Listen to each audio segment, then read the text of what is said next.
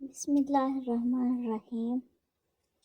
شروع اللہ کے نام سے جو بڑا مہربان نہایت رحم والا ہے۔ السلام علیکم ورحمۃ اللہ وبرکاتہ۔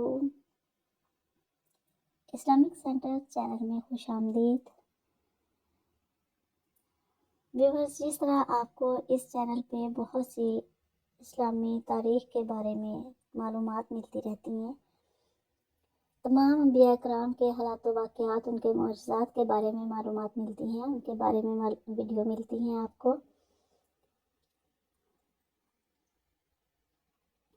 اسی طرح آج کی ویڈیو بھی حضرت نوح علیہ السلام کے حالات و واقعات کے بارے میں ہے، ان کی پیدائش و نسب کے بارے میں، کہ ان کی زندگی میں کیسے کیسے حالات آئے، کیا کیا واقعات رونما ہوئے، ان کی پیدائش کب ہوئی،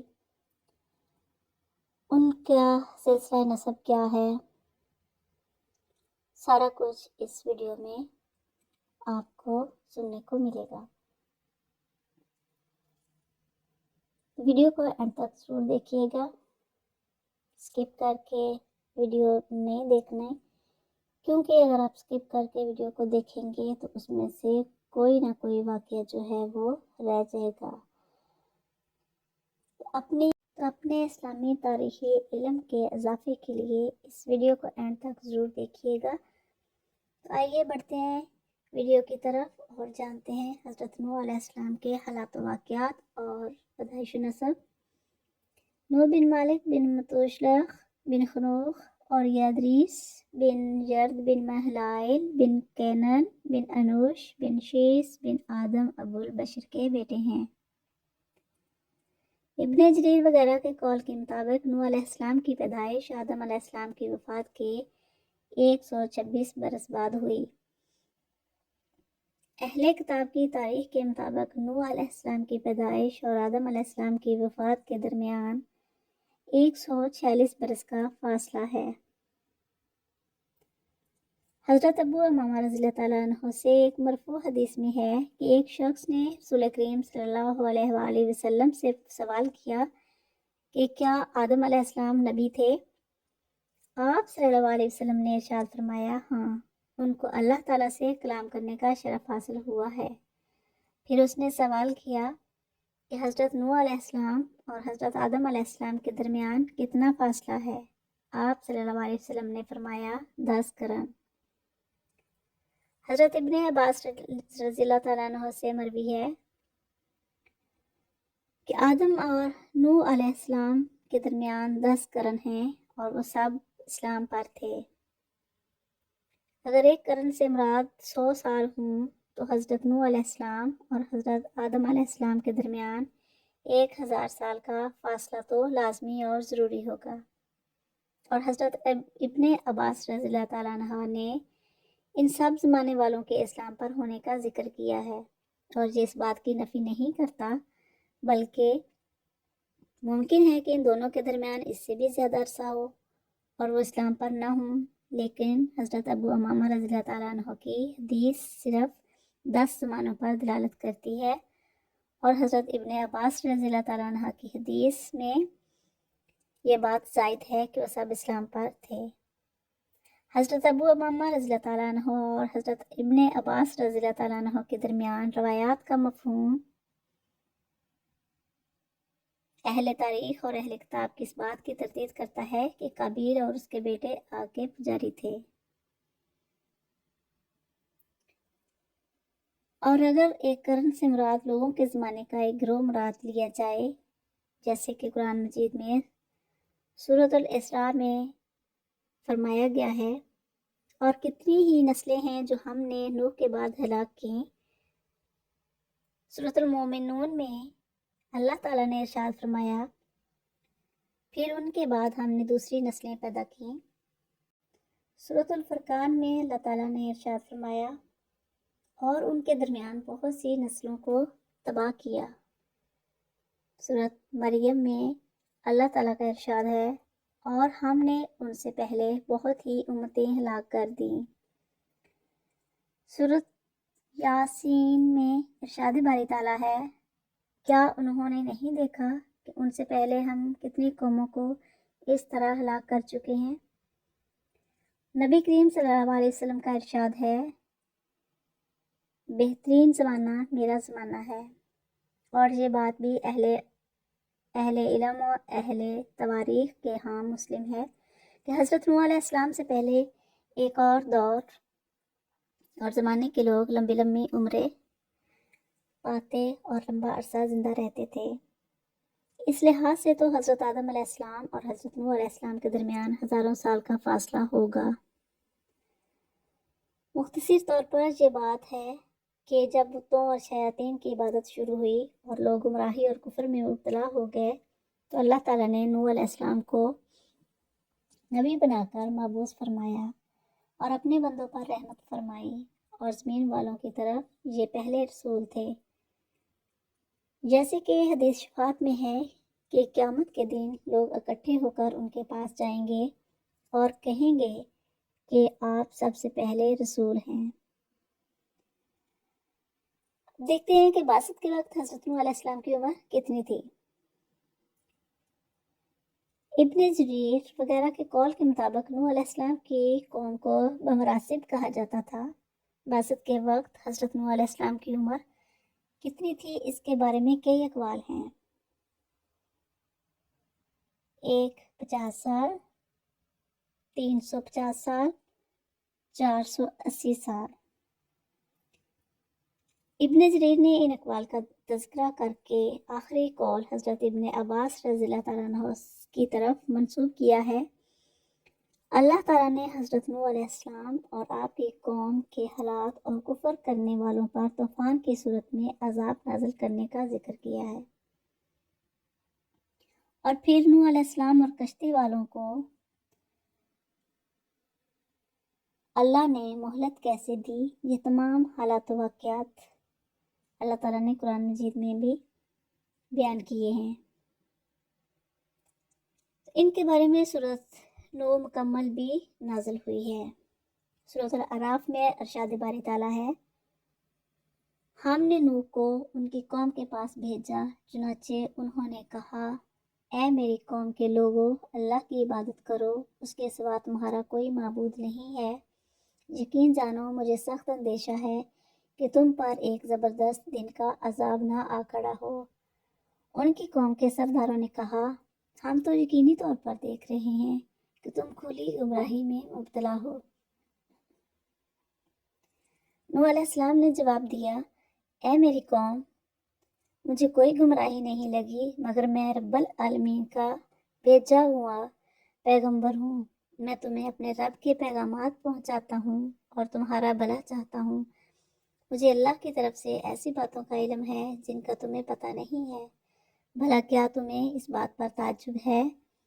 کہ تمہارے رب کی نصیحت ایک ایسے آدمی کے ذریعے تم تک پہنچی ہے جو خود تم ہی میں سے ہے، تاکہ وہ تمہیں خبردار کرے اور تم بدعملی سے بچ کر رہو، اور تاکہ تم پر اللہ کی رحمت ہو۔ پھر بھی انہوں نے نوح کو جھٹلایا، چنانچہ ہم نے ان کو اور کشتی میں ان کے ساتھیوں کو نجات دی، اور ان سب لوگوں کو غرق کر دیا جنہوں نے ہماری نشانیوں کو جھٹلایا تھا، یقیناً وہ اندھے لوگ تھے۔ اور سورہ یونس میں ارشاد باری تعالیٰ ہے، اور اے پیغمبر ان کے سامنے نوح کا واقعہ پڑھ کر سناؤ، جب انہوں نے اپنی قوم سے کہا تھا کہ میری قوم کے لوگوں، اگر تمہارے درمیان میرا رہنا اور اللہ کی آیات کے ذریعے خبردار کرنا تمہیں بھاری معلوم ہو رہا ہے تو میں نے تو اللہ ہی پر بھروسہ کر رکھا ہے۔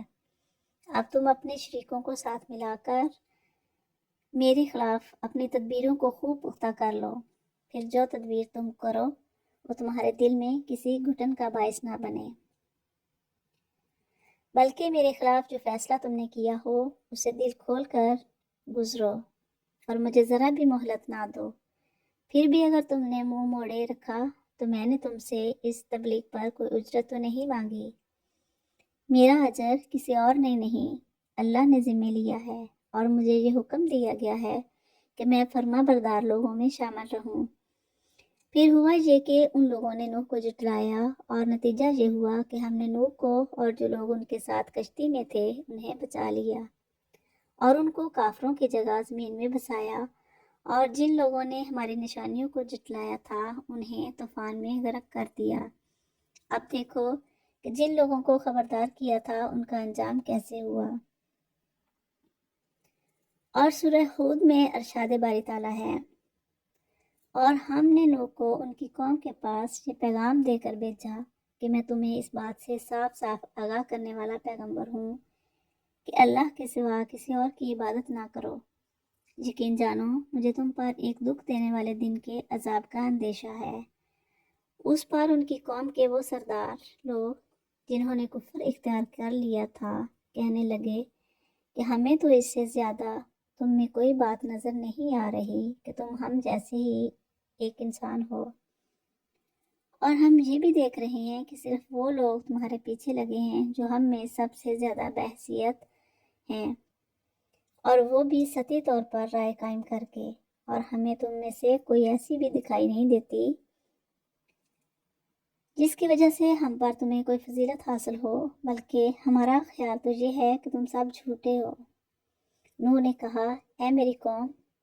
ذرا مجھے یہ بتاؤ کہ اگر میں اپنے پروردگار کی طرف سے آئی ہوئی ایک روشن ہدایت پر قائم ہوں اور اس نے مجھے خاص اپنے پاس سے ایک رحمت یعنی نبوت عطا فرمائی ہے، پھر بھی وہ تمہیں سمجھائی نہیں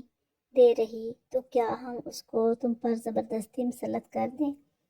جبکہ تم اسے ناپسند کرتے ہو؟ اور اے میری قوم، میں اس تبلیغ پر تم سے کوئی مال نہیں مانگتا، میرا اجر اللہ کے سوا کسی اور نے ذمہ نہیں لیا، اور جو لوگ ایمان لا چکے ہیں میں ان کو دھتکارنے والا نہیں ہوں، اور ان سب کو اپنے رب سے جا ملنا ہے۔ لیکن میں تو یہ دیکھ رہا ہوں کہ تم ایسے لوگ جو نادانی کی باتیں کر رہے ہیں، اور اے میری قوم، اگر میں ان لوگوں کو دھتکاروں تو کون مجھے اللہ کی پکڑ سے بچائے گا؟ کیا تم پھر بھی دھیان نہیں دو گے؟ اور میں تم سے یہ نہیں کہہ رہا ہوں کہ میرے قبضے میں اللہ کے خزانے ہیں، اور نہ میں غیب کی ساری باتیں جانتا ہوں، اور نہ میں تم سے یہ کہہ رہا ہوں کہ میں کوئی فرشتہ ہوں۔ اور جن لوگوں کو تمہاری نگاہیں حقیر سمجھتی ہیں ان کے بارے میں بھی میں یہ نہیں کہہ سکتا کہ اللہ انہیں کبھی کوئی بھلائی عطا نہیں کرے گا۔ ان کے دلوں میں جو کچھ ہے اسے اللہ سب سے زیادہ جانتا ہے، اور اگر میں ان کے بارے میں ایسی باتیں کہوں تو میرا شمار یقیناً ظالموں میں ہوگا۔ انہوں نے کہا کہ اے نوح، تم ہم سے بحث کر چکے اور بہت بحث کر چکے، اب اگر تم سچے ہو تو لے آؤ وہ عذاب جس کی دھمکی ہمیں دے رہے ہو۔ نوح نے کہا کہ اسے تو اللہ ہی تمہارے پاس لے کر آئے گا اگر چاہے گا، اور تم اسے بے بس نہیں کر سکتے۔ اگر میں تمہاری خیر خواہی کرنا چاہوں تو میری خیر خواہی اسی صورت میں تمہارے کام نہیں آ سکتی جب اللہ ہی نے تمہاری ضد اور ہٹ درمی کی وجہ سے تمہیں گمراہ کرنے کا ارادہ کیا ہو۔ وہی تمہارا پروردگار ہے اور اسی کے پاس تمہیں واپس لے جایا جائے گا۔ بلکہ کیا عرب کے یہ کافر لوگ کہتے ہیں کہ محمد صلی اللہ علیہ وسلم نے یہ قرآن اپنی طرف سے گھڑ لیا ہے؟ اے پیغمبر، کہہ دو کہ اگر میں نے اسے گھڑا ہوگا تو میرے جرم کا وبال مجھے پر ہوگا، اور جو جرم تم کر رہے ہو میں اس کا ذمہ دار نہیں ہوں۔ اور نوح کے پاس وحی بھیجی گئی کہ تمہاری قوم میں سے جو لوگ اب تک ایمان لا چکے ہیں ان کے سوا اب کوئی اور ایمان نہیں لائے گا، لہٰذا جو حرکتیں یہ لوگ کرتے رہے ہیں تم ان پر صدمہ نہ کرو، اور ہماری نگرانی میں اور ہماری وحی کی مدد سے کشتی بناؤ۔ اور جو لوگ ظالم بن چکے ہیں ان کے بارے میں مجھ سے کوئی بات نہ کرنا، یہ اب غرق ہو کر رہیں گے۔ چنانچہ وہ کشتی بنانے لگے، اور جب بھی ان کی قوم کے کچھ سردار ان کے پاس سے گزرتے تو ان کا مذاق اڑاتے تھے۔ انہوں نے کہا کہ اگر تم ہم پر ہنستے ہو تو جیسے تم ہنس رہے ہو اسی طرح ہم بھی تم پر ہنستے ہیں۔ عنقریب تمہیں پتہ چل جائے گا کہ کس پر وہ عذاب آ رہا ہے جو اسے رسوا کر کے رکھ دے گا، اور کس پر وہ قہر نازل ہونے والا ہے جو کبھی ٹل نہیں سکے گا، یہاں تک کہ جب ہمارا حکم آ گیا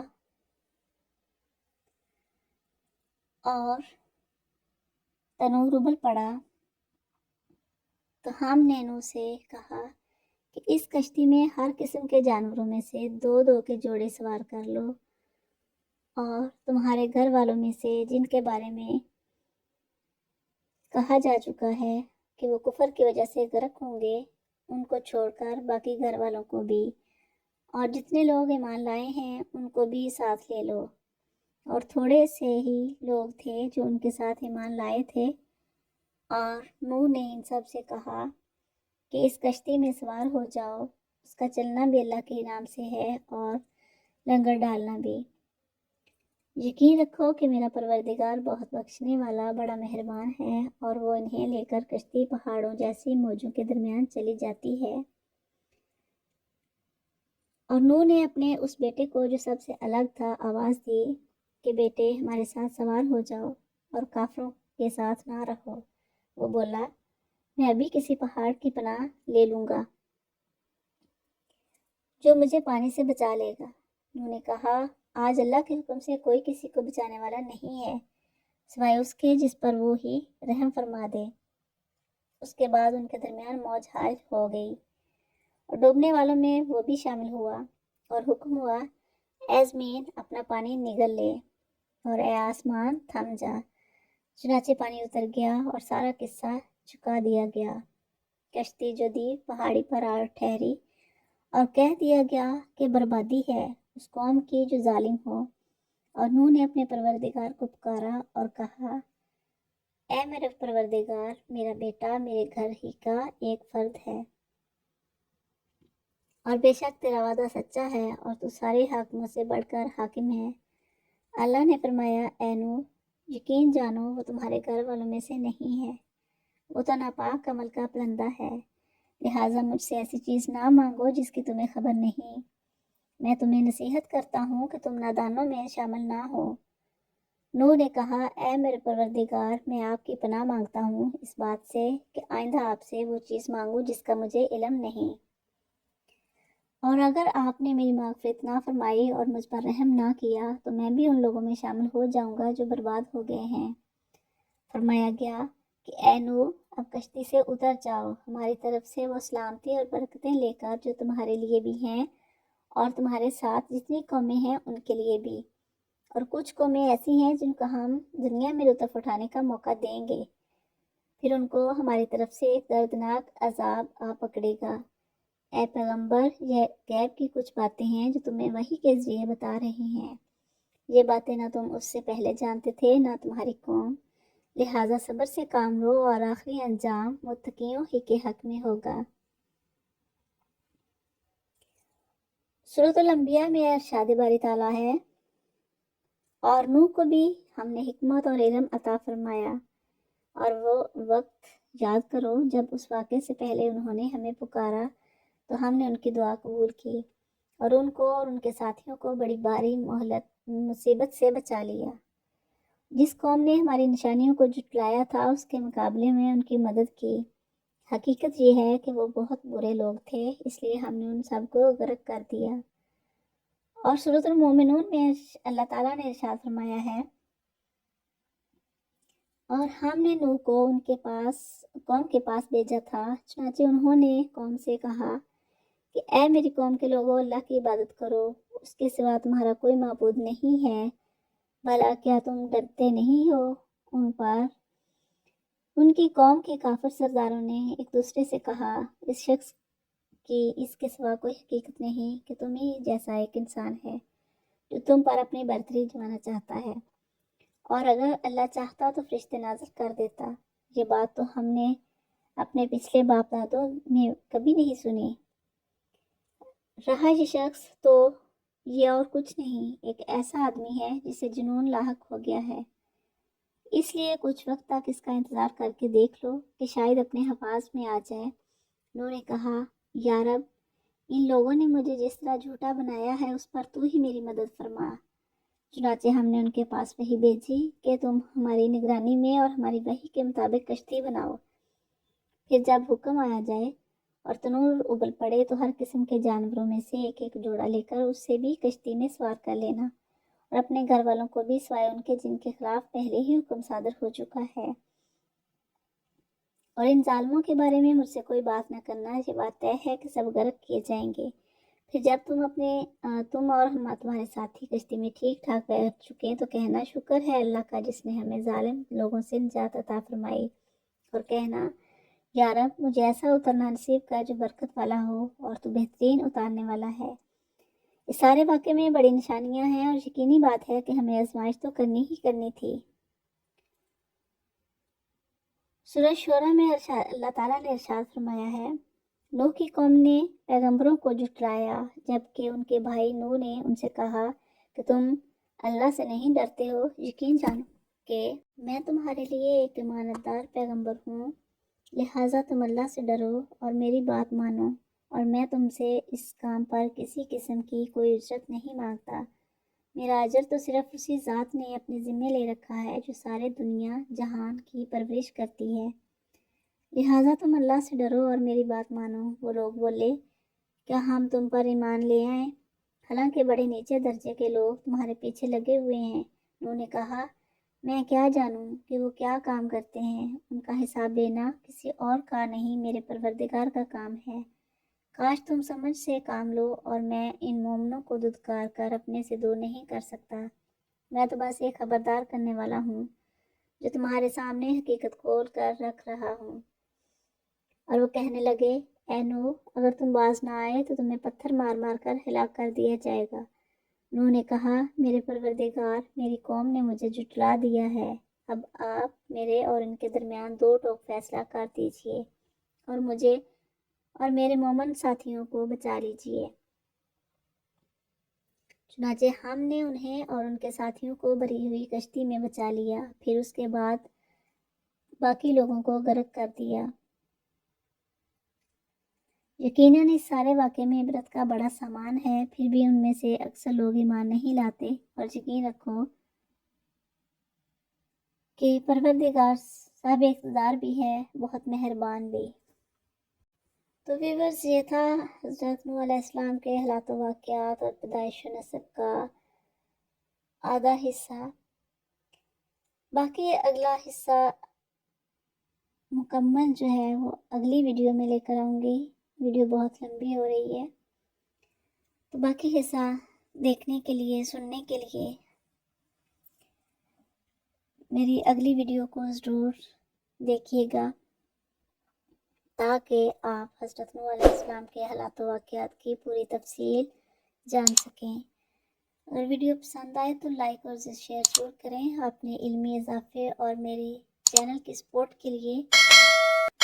چینل کو سبسکرائب ضرور کریں اور بیل آئیکن کو پریس ضرور کریں تاکہ ہر نئی آنے والی ویڈیو کا نوٹیفیکیشن آپ تک پہلے پہنچ سکے۔ تو ملتے ہیں نیکسٹ ویڈیو میں، تب تک کے لیے اللہ حافظ۔